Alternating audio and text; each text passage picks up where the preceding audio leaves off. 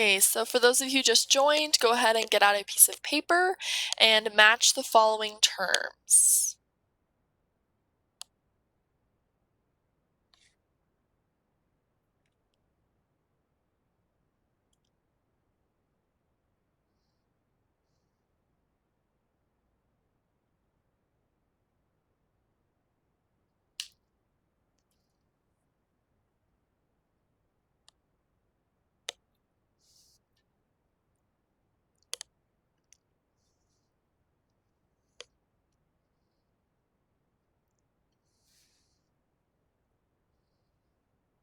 Give you a minute or two.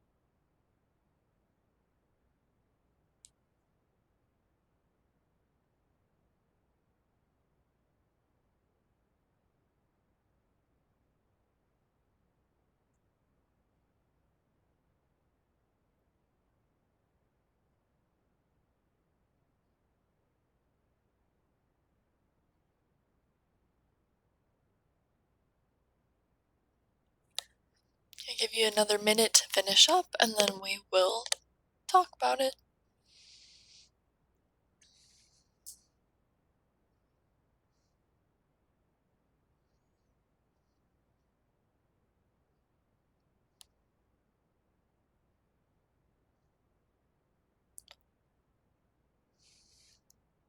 Just as a reminder, if you are truly sitting behind your computer, you could turn on your camera so I can see your beautiful face. That way I know you're actually there. That would be terrific.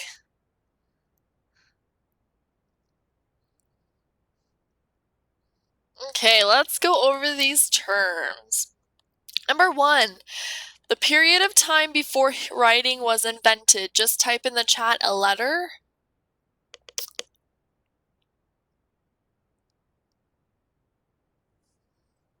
So the period of time before writing was invented. I got a few answers. I'll wait for some more. I see wonderful answers, answers that bring tears to my eyes.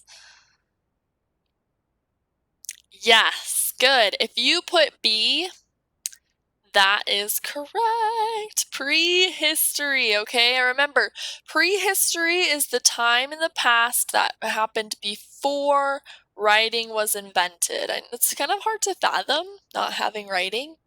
But there was a time, okay, we have no written records from this time, so we call it prehistory, before writing was invented, which means that history is the period of time after writing was invented. So if there's a written record about it, we call that history.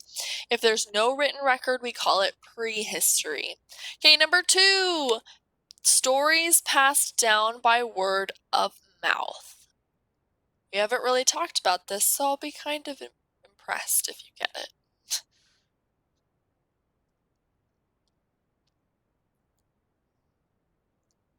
Good, yep, some of you are caught on. I'll wait for a few more answers.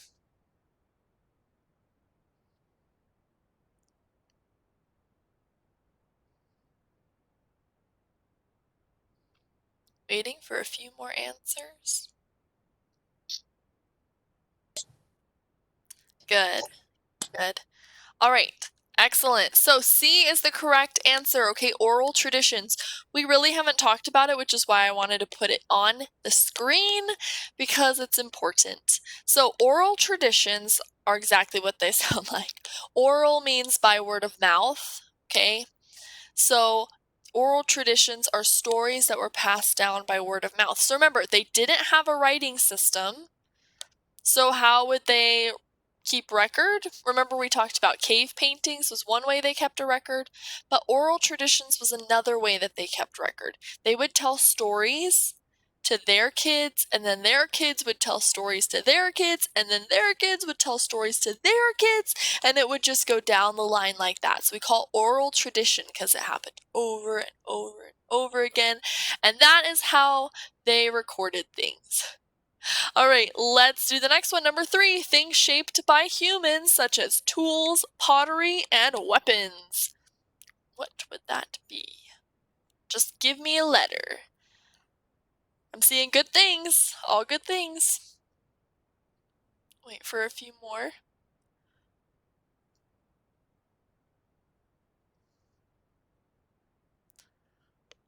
Things shaped by humans. Excuse me. Yes, good. If you said D, you are correct. D, artifacts. Okay, artifacts are things that humans make, okay? They're different from fossils. Okay, so fossils are remains of living things, like, if you see a dinosaur fossil or a little trilobite, which is like a prehistoric bug-looking thing. If you find fossils, those are remains of living things, whereas artifacts are things that humans make. Tools, pottery, weapons, clothing, anything they left behind, old buildings. Okay, those are artifacts. And then the last one is obviously, go ahead and put it in the chat, a person who studies the written and oral records of human cultures is a historian. Okay, very good, very good. I do want to talk about this really quick, so I hope we're all listening so that we can get this in our brains, because a lot of people don't know this, okay? So if you ask an adult this, they'll typically get it wrong. So you guys can be smarter than an adult, okay? So remember, a person who studies the written and oral records of humans is a historian. The person who studies the things they left behind, like artifacts, those are archaeologists, okay? Archaeologists study things. They study, like, if somebody left a pot behind, they're going to take that, they're going to do some carbon sampling, and they're going to try and find out things from that. That's an archaeologist, okay? All right, and we're actually going to watch a little video later that explains this more. Excellent! Good job on that. Good review. All right, so today we are going to continue forward. Ding. Okay, first I'm going to pose this question. Okay. What is a revolution? Let me hear your best predictions in the chat, please. What is a revolution? So remember, we've been talking about the agricultural revolution, but what on earth does that even mean when someone's like, let's start a revolution? I mean, what does that mean? It's a big word. I see a new era, good. War, to stir up history, good. The change of humans, a big change, good. Seeing a common theme here about change, I like that. Good. War, sometimes revolution does result in war, like the Revolutionary War. It literally has the word revolution in it. Revolutionary War. Good. Change. War can sometimes be a result of a revolution. Although to have a revolution, we don't always have war. War typically happens because two sides do not agree on what the idea is, which brings me to my next slide. A revolution is a complete change, there's that word, in ways of living, thinking, or working. Okay, so revolution, a complete change. So if you're thinking revolution, that word is a perfect word to come to mind because it is that. So you're changing your ideas, you're changing the way you live, the way you think, the way life runs. Okay, so super, super good. So in terms of the agricultural revolution, we are seeing a complete change of life. Remember, these people, they were hunter-gatherers, okay? Hunter-gatherers. They had no written language. They're nomadic, so they're moving from place to place. They're, they have a lot of time on their hands. Remember, we talked about how they sing songs, tell stories, all that good stuff. But now we see it switch from that into agriculture, farming, cities, civilization, what we know today. Okay, we see that shift, that change of living. And so we're going to talk a little bit today and tomorrow about what their lives looked like. So we're going from like Ooga Booga caveman to a little bit more sophisticated in terms of civilization. Okay, so revolution, a change of ways or thinking. So when people are like, let's start a revolution, it's because they want to change the way things are. They want to change their life. So that's a revolution.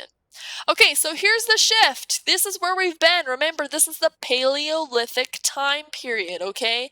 The Ice Age has ended. People are like, I am getting the heck out of the cold, moving toward the equator. They're moving from this hunting and gathering state. Remember we talked about the wigwams? They were nomadic, so they didn't have permanent settlements.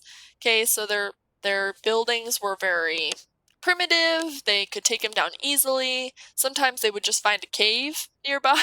They were like, I don't feel like building. And they found a cave. They would just hang out in the cave. Hey, so we're moving from this to this. Okay.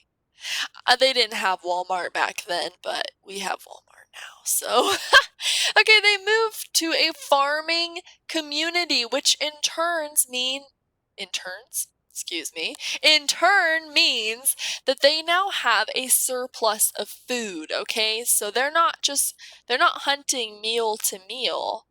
Now they have extra food. So they're farming, they can store the food. You know, we go to Walmart and there's so much food, okay? There's so much food.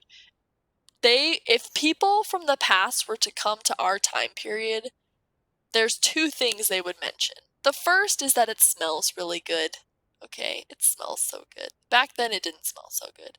The second thing they would notice is how much food we have, because they did not have that much food, okay? So remember yesterday we talked about some of the challenges that agriculture would have brought. Okay, so we talked about some of the challenges. Remind me in the chat, what would be some challenges that you would have with agriculture, farming? Yeah, Eduardo. Nomads have evolved level 10. Like, well, crops dying. Good. Yeah, tilling the land was very difficult. Not finding the food you want. So, yeah, if you were kind of stuck with whatever you grew, to be quite honest. Rain, yep, drought.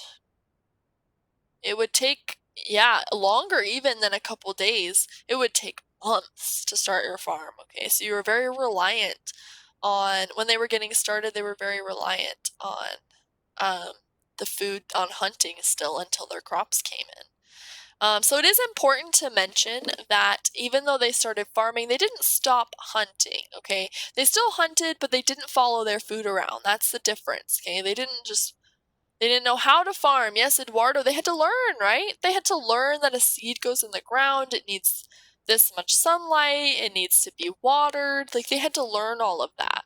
Okay, so a lot of historians believe that maybe they figured it out by watching how when you drop a seed, something came from it. So they were like, I guess if we put a seed in the ground, something will grow. So, very good. All right. Okay, so this begs the question, why was the agricultural revolution important? You guys are like, yeah, blah, blah, old people. Okay, why was the agricultural revolution important? It was so important. It is considered the turning point in the history of the world. That is why it is important. I mean, that's why we're talking about why it's important. So why was it important? What did it do for us? What did it do for us? Go ahead and type it in the chat.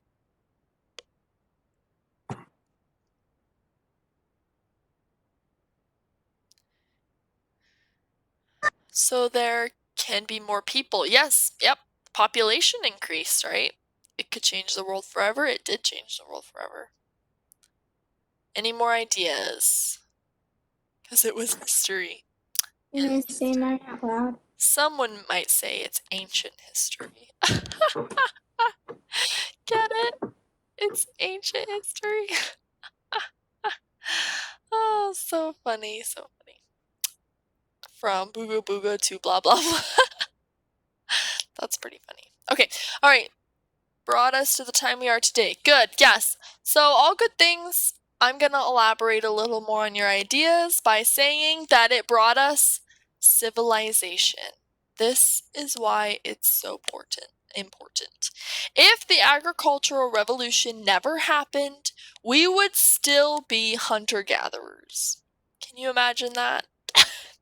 You guys after school going and hunting. Actually, we wouldn't even have schools, to be honest. We wouldn't have any organization among society.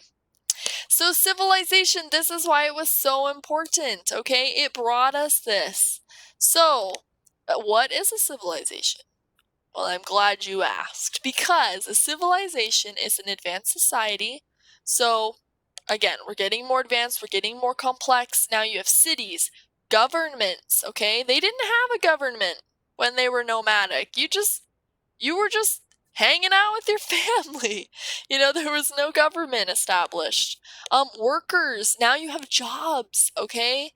You have jobs now. People would actually train in a certain area. They would learn about a certain area, and they would have a job. So your job, you could be a farmer. That could be your job, to provide food, okay? You could be a tradesman. You could be trading goods back and forth. You could be a government official. You could be so many things. So we're starting to see jobs. I know it's hard to imagine a time period where there were no jobs, but literally, when people were hunter-gatherers, their only job was to survive, okay?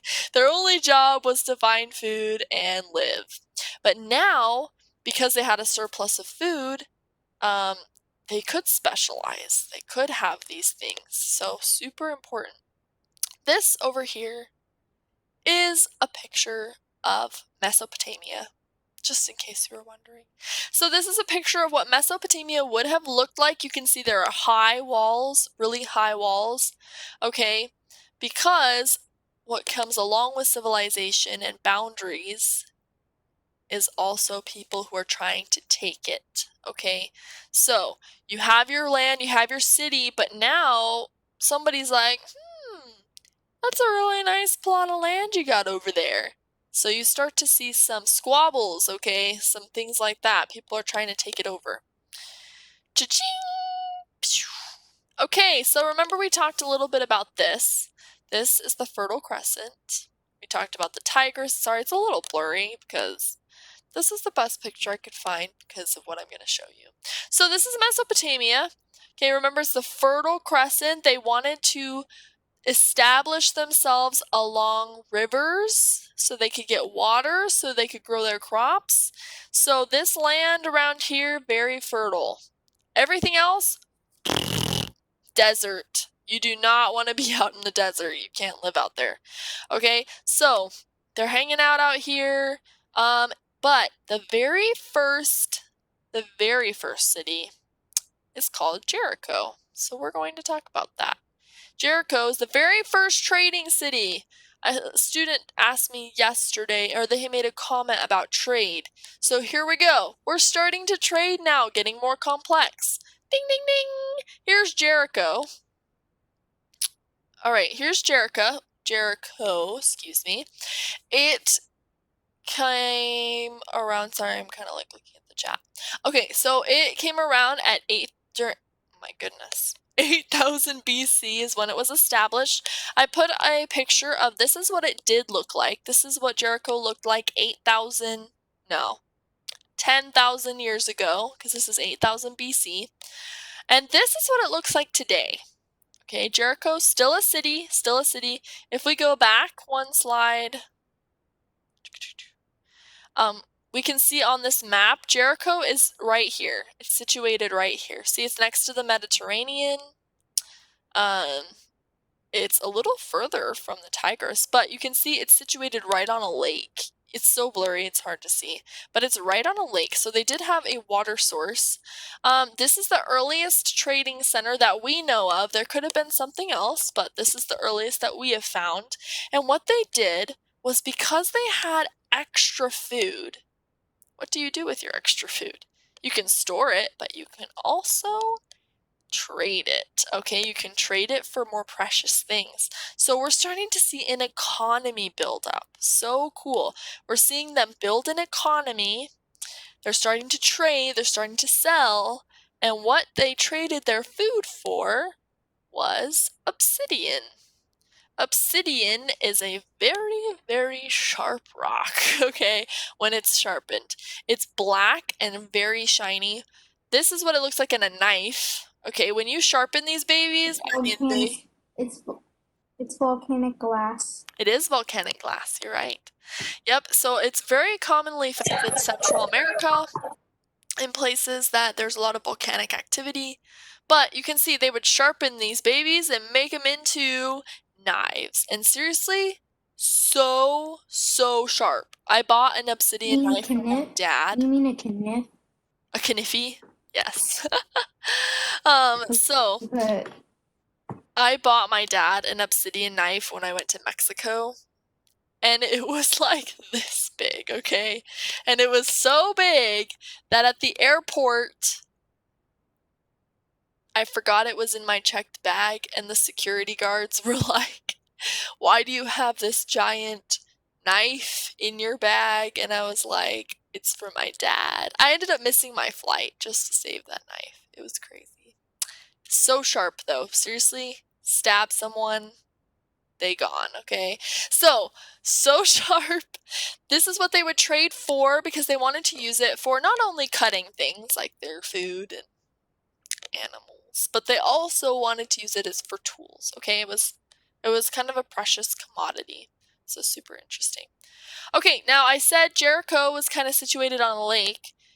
If you kind of consider this a lake, we call this, if it's in the desert, an oasis. Okay, you can see up here these rolling sand hills. It looks like Agrabah.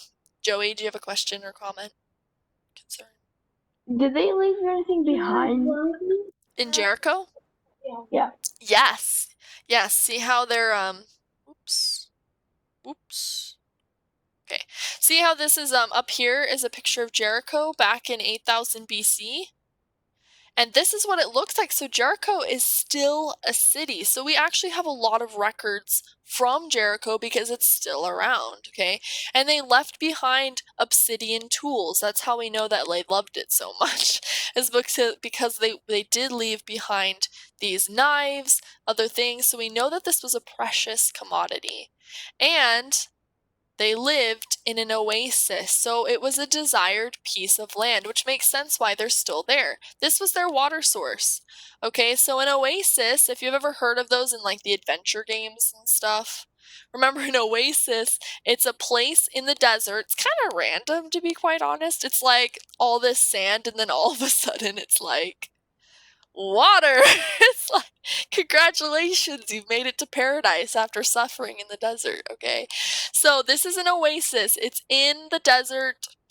It's just, the Nile River is very much like this. So when you go to Egypt, there's sand, sand, sand, sand, sand, and then all of a sudden it's like beautiful.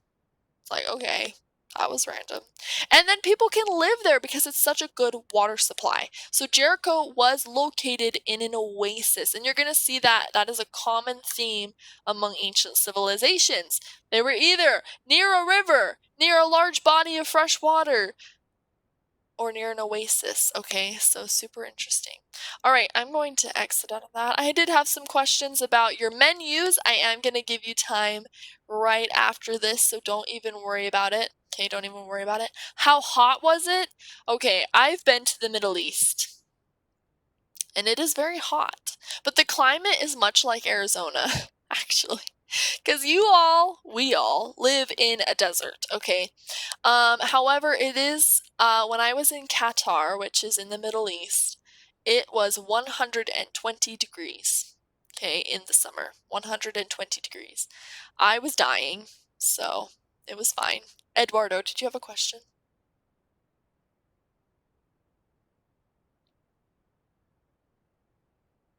You have to unmute. Yeah, there you go. I did. Okay, what's your question? But still, from what I have learned from video games, if you add lava plus water, you get obsidian. Yes. So Yes, lava glass is also called, it's the same thing as obsidian. So what happens is when lava is oozing out, okay, and it dries really quickly, it dries so fast that it creates a smooth glass. Whereas magma that cools a lot it dries so slower fast that creates, sedimentary rock cannot form. yes, so it makes a smooth glass. You guys are all really good at science. Now, if magma cools slowly, it becomes a little rougher and it becomes porous. It has holes over it. So if you've ever seen a stone, a pumice stone with holes all over it, it cooled very slowly.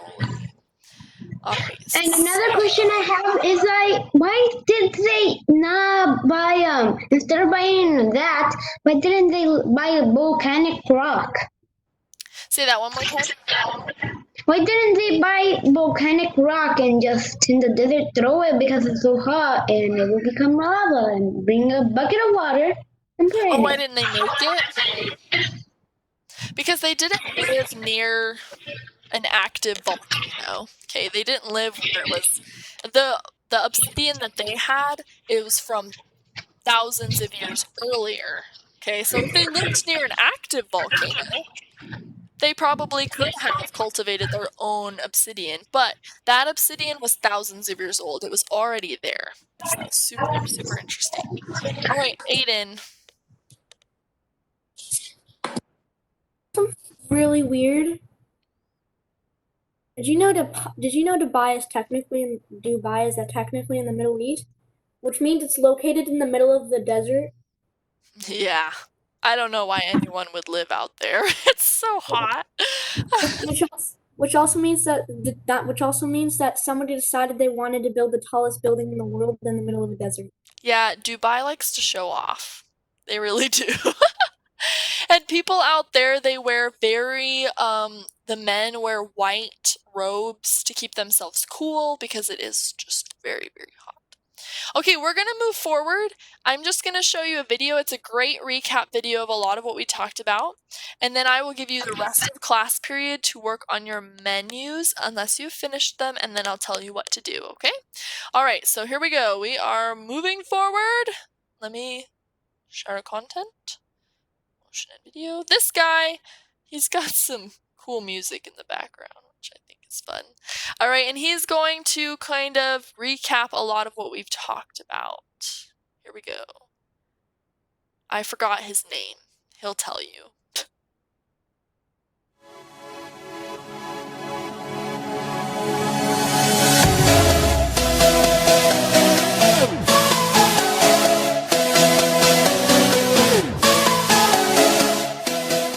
Hey, what's up guys? How's it going? Mr. Arnold here, and thank you for watching and being a part of this History Comes Alive episode. We have a great episode planned for you guys. We're going to divide it into 3 distinct segments. The first segment we're going to go over is prehistory and early humans. Then we're going to transition into the turning point that we know as the Neolithic Revolution. And last but not least, we're going to talk about factors that make up civilization.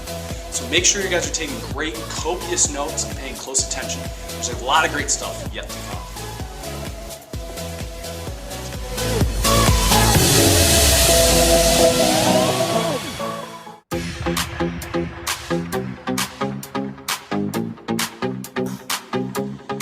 Alright guys, prehistory is going to be our first segment of this video. And the thing to keep in mind with prehistory is it's the time before writing.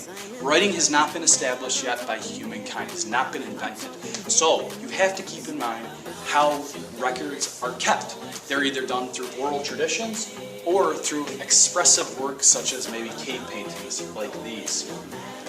Now, we don't really have a firm grasp on what exactly happened during the prehistoric times, but thanks to people such as historians who write about history using facts or interpretations, we have an idea, as well as certain people such as Mary Leakey, who are anthropologists who study specific things. They're in a specialized field.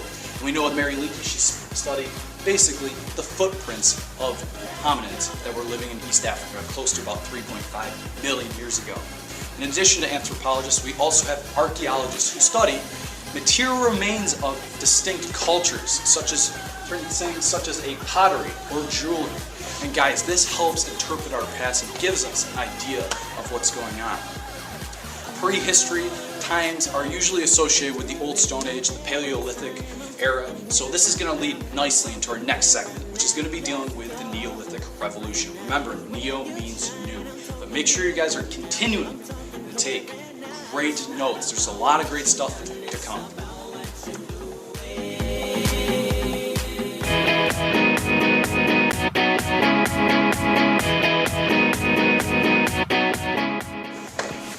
Alright guys, Mr. Arnold coming back at you, and now we're going to go over the Neolithic Revolution.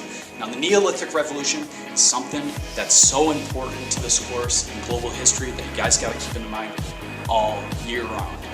This is very important because it's a shift, it's a turning point in humankind history unlike any other. It changes the way people live.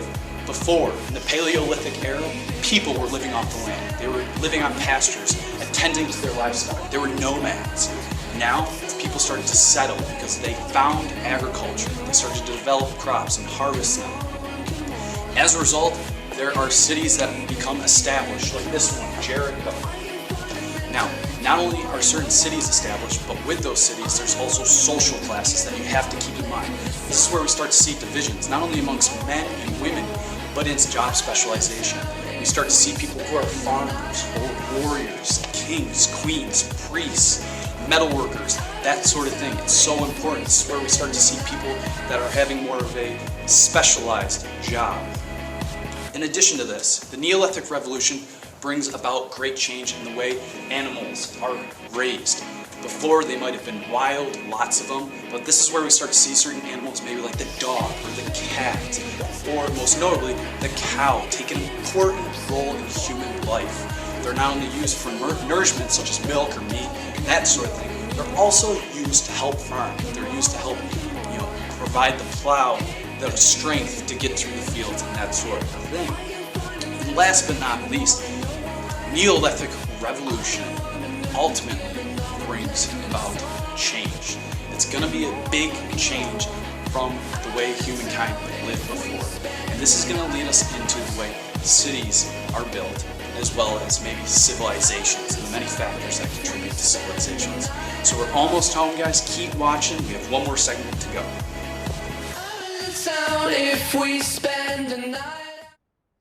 Okay, we're not going to watch that last segment because he goes into civilization, which we haven't talked about. Okay, so great recap of kind of what we've been discussing for the last 2 weeks of that. The Paleolithic era, we're moving into the Neolithic era, we're getting more complex, we're getting more civilized, all those good things. Okay, the rest of the time is yours to work on your menu. Just to review what you are supposed to be doing, and I can put up the example or the template. I know I could not get that template to work for some reason, so I'm just going to put it on the screen for you to see. Remember, you need 3 entrees, a soup, 3 appetizers, and a dessert. Just as a reminder, entrees are your main meal, okay? It's like spaghetti, steak, burgers, all that good stuff. Your appetizers are like the stuff they bring you at the beginning, like chips and salsa, bread, mozzarella sticks, all that good stuff. Okay, so also remember you need to decorate your menu, okay? So it can't just be you writing down a bunch of stuff and turning it in. If you want full credit, it needs to be decorated. Okay, some kids are crumpling up their papers to make it look old. Some kids are pouring tea over it to make it look old. Some people are ripping the edges to make it look old. Be creative. I don't really care. Okay, so here we go. I am going to put, if any of you are done, here's what you get to do, okay? So I'm going to go to, and if you guys are like, yeah, I already know what I'm doing, you don't need to listen. But for those of you who are finished with your menu, remember they are due tomorrow, okay? So you have time, so don't stress. I'm not about stressing, okay? So if you are done, you're going to go to Canvas. You'll click on Social Studies and you'll go under Module 1. Under Module 1, it says 1.04 settling down. I'll put that in the chat, okay? So it's under Module 1, and it says 1.04 settling down, and this will be what you are working on while everyone else is finished. Oh, I didn't mean to send that to you, Eduardo. Darn it. I hate when I do that. I send it to the wrong person when I meant to do it to everybody. Okay, here we go.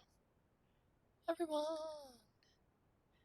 Okay, this is what you're doing if you're done. It's under Module 1. It's the very last thing. Other than that, you are working on your menus. I will put up the template. You do not have to use this template, but it's just there for you if you're like, I don't really know what like it's supposed to look like, okay? So let me pull it up.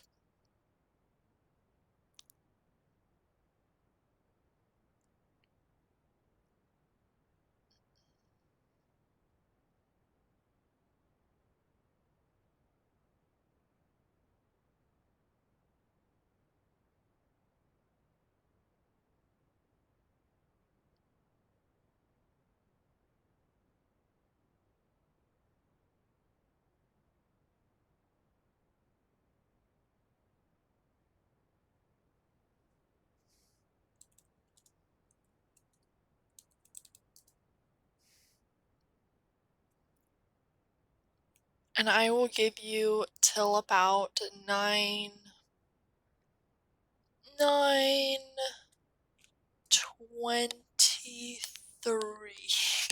That's so random. But then we are going to share our, even if you're not done, I want everyone to share their favorite dish that they made. Okay, their most weird and disgusting dish.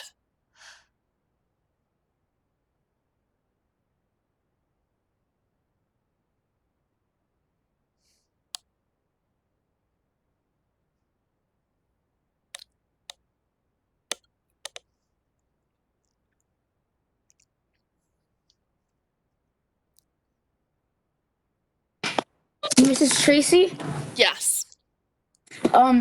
is it the Neolithic or the Paleolithic? So you can do either one. You can do Paleolithic or a Neolithic.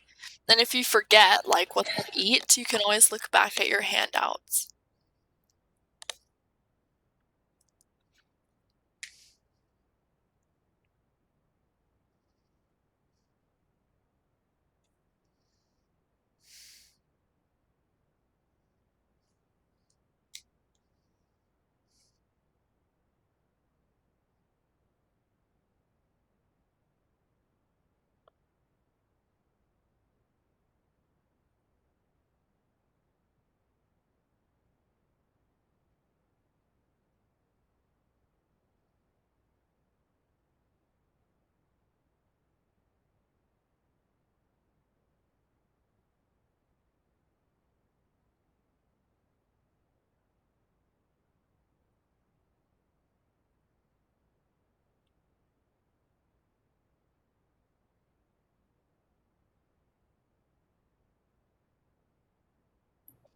Excuse me. Yes. Is it Neolithic or is it Paleolithic that we do? Either one. You can do either one because both of them eat different things. So you could do a dish from the Paleolithic time, and then you could do a dish from the Neolithic time. So can we mix and match? Yes. That's what I like to see. That's what I like to see. Gives you more options.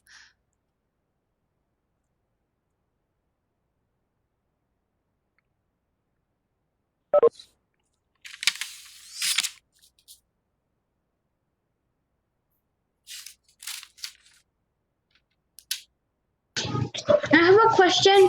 Yeah. Can I go get breakfast?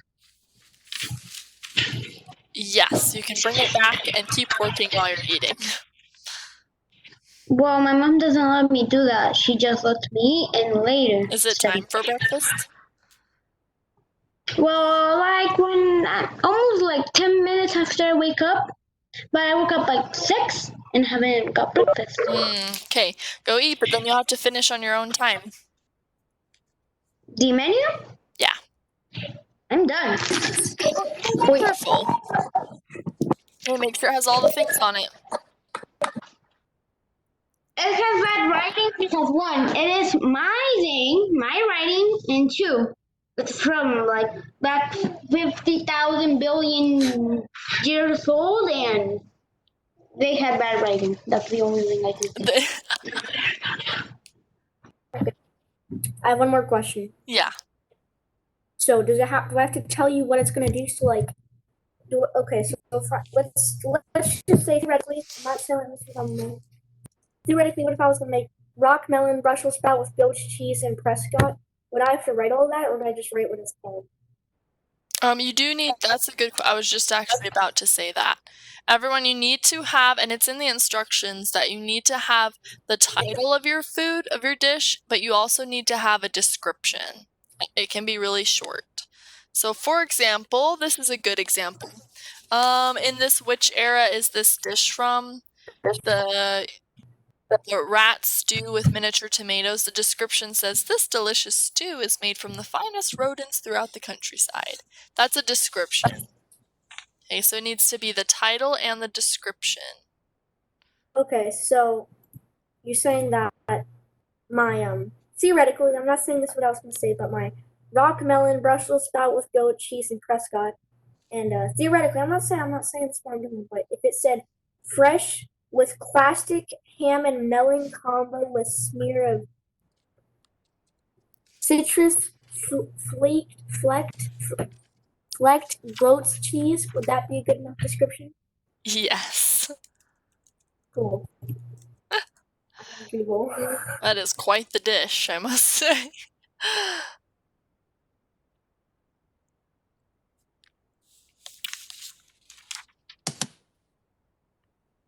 Mrs. Tracy, I can't find the menu. I can't find it. Find the stuff we did the other day. Me neither. I can't Ollie. find any. Well, tell me what you can't find. Be specific.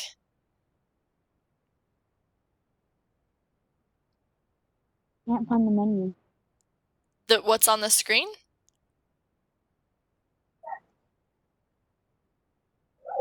Did you say yes? I think that's what they mean. Okay, remember this, it wasn't working, so you have to just, I'm just putting it up here for an outline. Because remember yesterday I couldn't get it. For some reason it won't let you guys access it. So you're just going to have to create it on a separate sheet.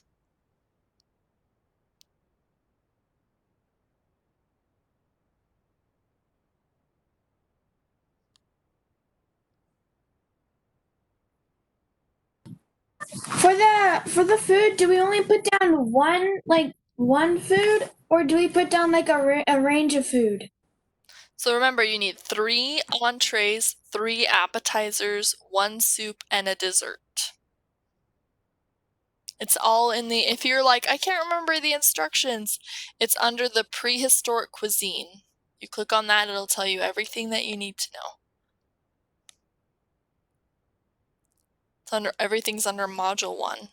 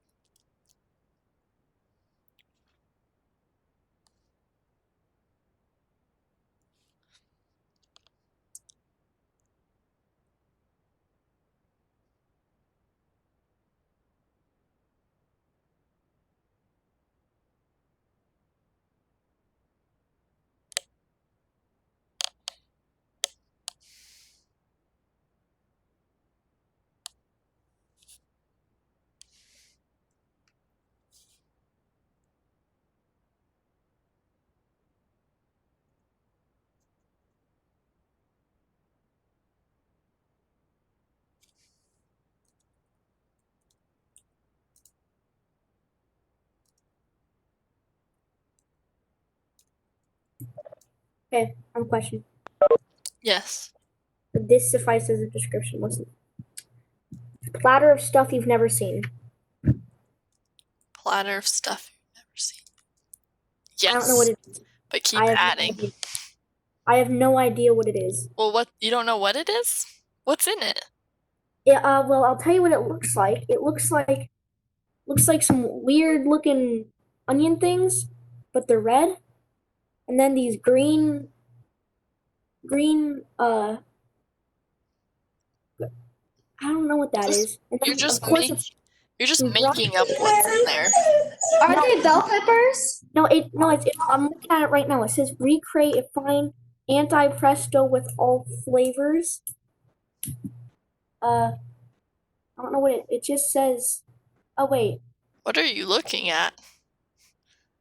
I'm looking at tasty.com. What are you talking about?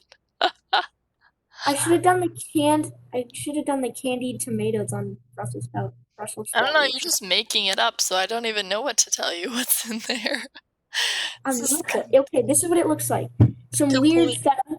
You know what feta is, right? Yeah, it's cheese. Yeah, with some cracker thing in the back that has some weird onions and things on it. Then some black olives, and then one of those long things with the weird things at the end of them, wrapped in bacon. And then some ham with some other weird stuff on it, and then the red stuff that I told you about, and then these it's called the antipasta platter, the antipasta platter or something. Well, Aiden, just make it up. It doesn't matter. Platter stuff I've never seen. Platter Whatever stuff. the Neolithic people would have eaten is what you're putting. So if it's vegetables, anything that can be grown, then it works. Platter stuff you've never seen. Can I go use the restroom real quick? Yes.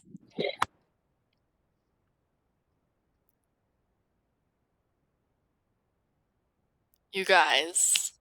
So you're making a menu. I will say this, I think I've like probably said the same thing 100 times. You're making a menu that of what the Neolithic or the Paleolithic people would have eaten. Okay, so it is a prehistoric menu.